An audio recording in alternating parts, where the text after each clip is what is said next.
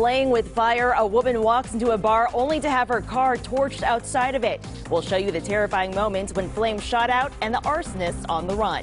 And a wave of mourning sweeps the country after the death of 41st President George H.W. Bush. The plan's in the works to honor him before he's laid to rest. And you'll want to grab your jacket before heading out the door today. Ashley Conroy shares a chilly Weather Now forecast. Now, live. This is 8 News Now, Weekend Edition. Thanks for joining us. I'm Nia Wong. Our top story this morning, a group of vandals light a woman's car on fire, burning it beyond repair, and it's all caught on camera. It happened near Cimarron and Farm Road Friday night. 8 News Now reporter Shaquila Alvarenga shares the woman's message to those who carried out the act.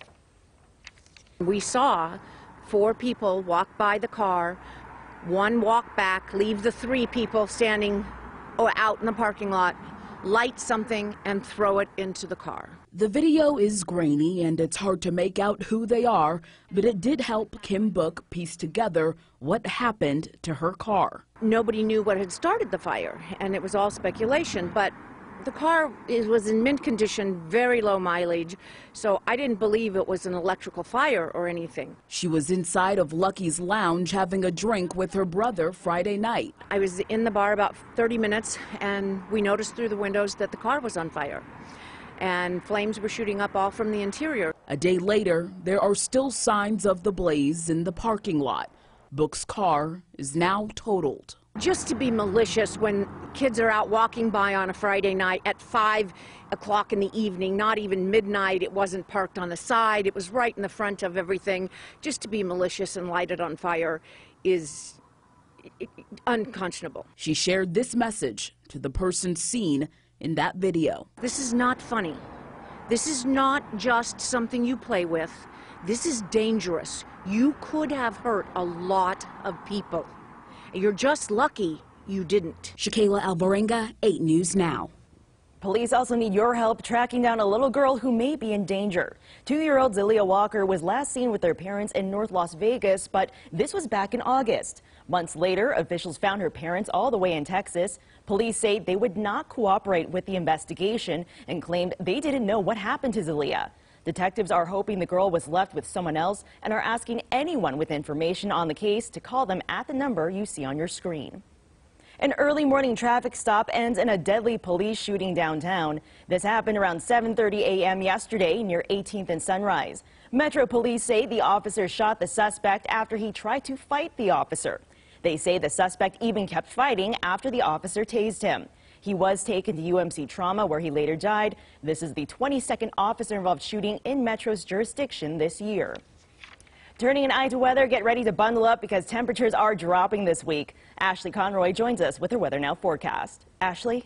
Hey there. It's a beautiful Sunday morning, lots of sunshine all around our valley and our region, but it is quite chilly out there. By 9 o'clock this morning, we're looking at those temps in the upper 40s, around 47 degrees. By noon, we're going to see those temps in the mid 50s, possibly not even reaching 55 degrees for our high today. Then looking at those low 40s again by 6 o'clock this evening. But the biggest thing that we are going to have to deal with today are those wind gusts. Remember, we had those winds picking up in our valley overnight, and those winds are going to continue to pick up at least through noon today and then dropping off a bit around 1 o'clock this afternoon. So yesterday we saw some of our peak, or last night I should say, we saw some of our peak wind gusts at Kyle Canyon of 33 miles per hour. Tule Springs was at 26 miles per hour.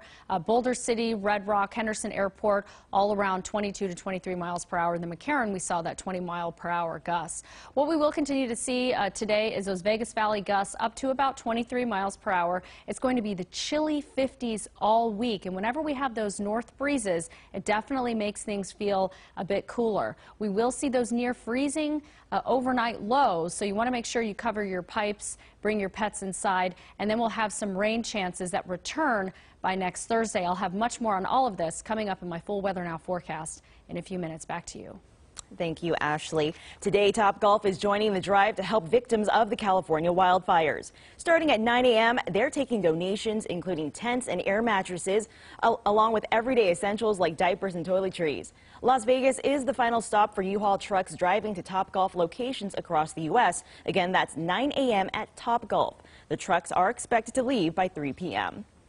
This weekend, the Valley community hit the streets to beat lung cancer. More than 200 people attended this year's Lung Force Walk in Henderson.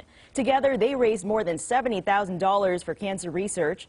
Lung Force Walks are a signature fundraising event for the American Lung Association.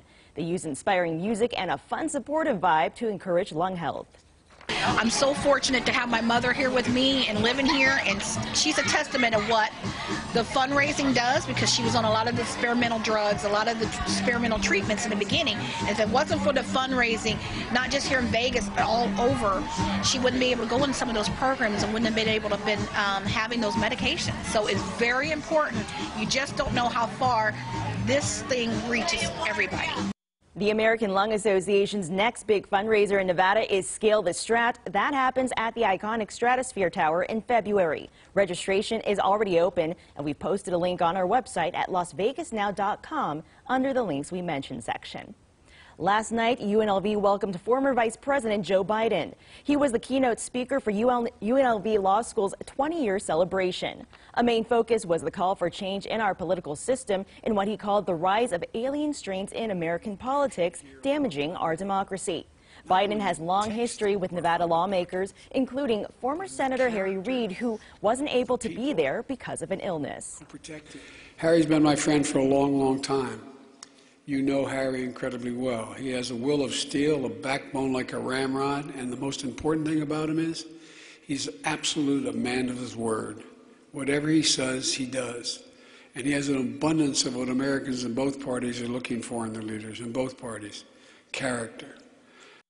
Biden also paid his respects to former President George H.W. Bush, who died on Friday at the age of 94. We're on opposite sides of the political fence. I served the entire time he was president. I've been there with 8 presidents and as an elected official, and none had more class and a greater sense of decency than President Bush. We went through. Mr. Biden actually had to cut his visit short because he's heading to Boston today to deliver the eulogy for the former president. And President George H.W. Bush will be honored on Wednesday with a state funeral in Washington, D.C. He'll then be laid to rest on the grounds of his presidential library at Texas A&M University, and that's happening on Thursday. This weekend, flower wreaths were placed on the gates of the Bush home in Houston. Starting tomorrow evening, Mr. Bush will lie in the state in the U.S. Capitol Rotunda. A state funeral is a 7 to 10-day event with ceremonies taking place in the former president's home state and in Washington, D.C.